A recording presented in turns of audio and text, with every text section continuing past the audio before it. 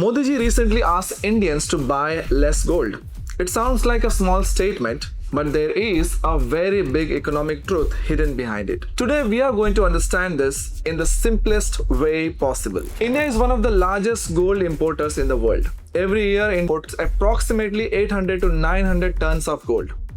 And this gold is purchased in dollars.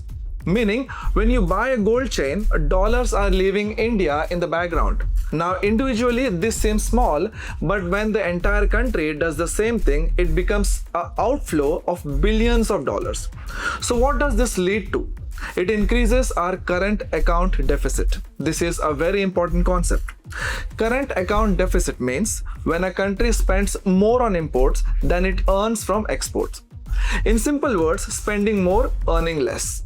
And when this gap grows, it directly impacts our currency.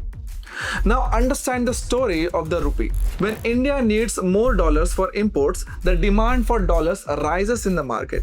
And when the demand for dollar rises, the value of the rupee falls. This is a simple game of demand and supply. If today $1 is worth 90 rupees, for example, and the rupee weakens, then the same dollar becomes 95 to 96 rupees. Now, how does this impact your everyday life? When the rupee weakens, everything that we import becomes more expensive. Crude oil becomes expensive, so petrol and diesel becomes expensive. Petrol becomes expensive, so transportation becomes costly. Transportation becomes costly, so everything from vegetable to medicines, the price of everything goes up. This is what we call imported inflation, meaning inflation that comes from outside because of our own weakness. And this is where gold comes back into the picture. Gold is not a productive asset. The money you put into gold does not work inside the economy. It does not create jobs. It does not grow businesses. It does not increase exports. It just sits locked away in a locker. And in exchange for that money, dollars leave the country. This is exactly why the government wants people to choose options like mutual fund stocks or sovereign gold bonds instead of gold. So what is your takeaway as a finance student?